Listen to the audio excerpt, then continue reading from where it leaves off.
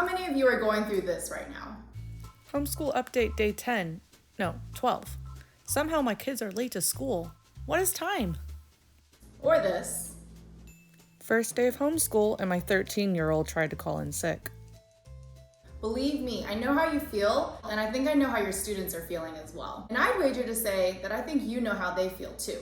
So I've come up with 5 tips that might help. I know that your time is valuable, so feel free to skip ahead to the tip that most interests you. Timestamps are going to be in the description box below. Okay, so tip number 1. The first most important tip, I believe, is to communicate with the teachers. Ask them what's going on with school, when are the deadlines, what do they need to do in order for your student to be successful. If you know exactly when deadlines are, what subjects are when assignments are posted, then you're gonna be that much more able to help keep your student accountable and get them to be successful at school. Make sure you get involved. Something that's really helpful is to get access to all of their work. Let's say they're working on Google Classroom, then get the parent-guardian invite so that way you can see their grades. Also, learn how the Google Classroom system works. Sometimes it is a little bit tricky. Ask your child's teacher so that way you know exactly how they're supposed to be navigating. If there's any kind of information on the school's website, that's really helpful. And also make sure you're able to access those kinds of things so that way you know exactly what's going on.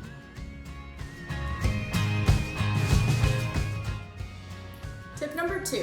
Something that is really helpful, especially for middle schoolers, is called structured choice. So something that's been lacking during these times is a schedule, something that we've been missing so desperately, and that actually has been helping students become more accountable and become more responsible. So especially at the middle school age, what becomes more useful is the ability to have a schedule, but for them to have some freedom within it as well. So I have a schedule, for example, right here that our school district provides, which is KIPP, and it has like at 9 o'clock, they're waking up, eating breakfast, or at 10 o'clock, they start doing their first lesson. But also, you know your child best. When is the schedule going to be realistic for them? And you can cater it to your child. So for example, if your student is the kind of person who needs that reward at the end of their work and starts working all day and then has their reward at the end, so they have maybe 2 hours of a lesson and then maybe 30 minutes of TV time and then another 2 hours of another lesson and then maybe 30 minutes of video game time, that could be an example of structured choice. Another one could be having the set parameters of this is the time limit for their work. So maybe they need 2 hours of work, but they can do it at any time they choose. And they can have 1 hour maximum of phone time for the morning, and then they can choose when they want to get their work done. So that's an example that might work. Obviously, cater it to your child and to your schedule. But again, schedules and structured choice are another one of my tips.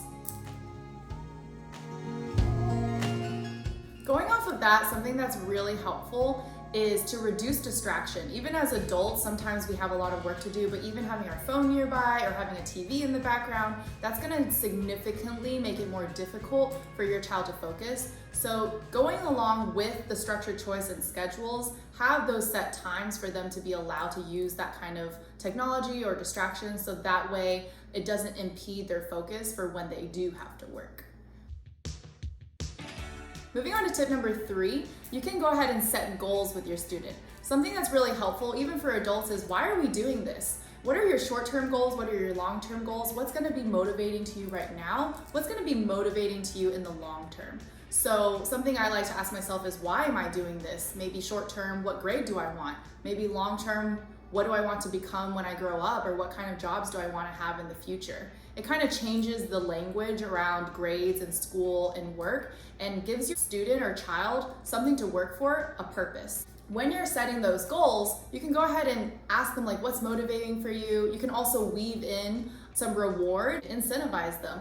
If they're doing a really good job, say, hey, if you get this kind of grade for this class, if you study this much, then I'm going to go ahead and give you this app that costs money, or maybe you can get a new phone, or maybe something that's cheaper is, hey, you get some extra free time, and maybe you can earn an extra hour of video game time. That's something that's like more short-term, more motivating for your child. And then obviously you can make long-term rewards. Maybe for Christmas, you're gonna be able to get this. Obviously, again, cater it to your child or your student and make those decisions together and collaborate on that. So going off of that, not only do you need to reward your students, but you also need to hold them accountable. They're not going to learn anything in terms of responsibility or discipline or self-control if you're not making sure that they're doing it. Yes, they're in the middle school age where they're getting a little older, they're getting a little bit more independent, but at the same time, they're still kids, they're still children, and they need you to guide them through that. Something that you can still do is, if you're not doing this, then this is gonna be your consequence. I'm gonna take away your phone, or I'm gonna take away your TV time. So that way they have not only the reward and the incentive, but they also have the consequence if they're not getting it done. And eventually, if you're setting those goals, they might be self-motivated where you don't even have to let them know what those consequences are. Tip number 4 is to ask for help. Teachers have tons of resources and the ability to really bring the students together, either by virtual small groups or by having live lessons. So if that's not something that's going on with your school right now, just communicate with the teachers, just like tip number 1, and really ask for the things that you're seeing are missing right now from online learning. Something that I noticed personally as a teacher is we weren't having that social element that the kids so crave right now. We're missing that social component, and we're getting, social distancing when really we should be physically distancing, but not social distancing. We want to bring that social aspect back because that's what is motivating the students so much right now. So something that I found has been really effective to keep the students academically engaged is by forming small groups when I'm going to be intervening with them or teaching live lessons, so that way they can see maybe some friends or maybe even make new friends. Oftentimes at the end of the lesson, they start to really engage with each other. They start exchanging TikTok handles or even their Fortnite names or PUBG. And it seems strange at first, but really amidst this moment, what they really need so much is just a friend, even if they're not related to them directly. It's been really especially helpful to have that social component. So I really encourage you to ask your teachers for help and see what ideas together you can brainstorm to bring that social component back to school. Tip number 5.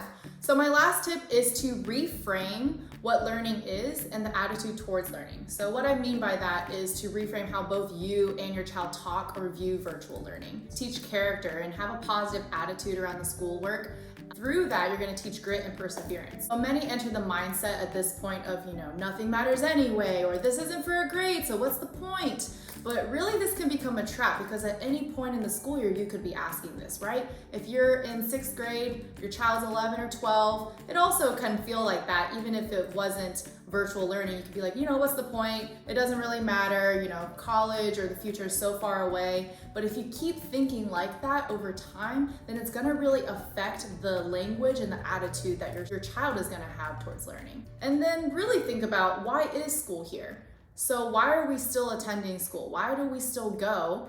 The answer to that is the whole point is to grow, to learn, to be better, and to improve. When you reframe that, we can learn some valuable skills from this experience of online learning, whether it be maybe typing or Google App Mastery or Zoom, etc. We're learning so many technological skills. In a way, this has become an opportunity that all of us have gotten to improve on. What do we get to learn today? I'm excited to find the answer to this question. I'm excited to figure out what I can do to solve this problem. This is something wonderful and we should embrace it. The last thing I want to say is leave room for your kids to be feeling and experiencing this. Maybe it looks like giving them space to talk. Leave the door open for them to communicate and express with you how they're feeling. Have a conversation with your child about what's going on, and even maybe be vulnerable with how you're handling it. Having these open communication lines and having conversations with your child on what's really going on, even if it has nothing to do with school, is just gonna build a stronger relationship between you and your child. It's just gonna make everything a little bit less challenging to even talk about. So schoolwork being a challenge right now, that might change if relationships and attitudes around learning and work change. So those are my 5 tips for how to keep your middle schooler academically engaged. I hope you found some of them useful. There's some resources down in the description box below if this is a topic that interests you, if you want to see some other videos or resources on how to get your child academically engaged. Thank you so much for watching. Please stay safe out there. I hope you and your loved ones have a blessed day. Thank you.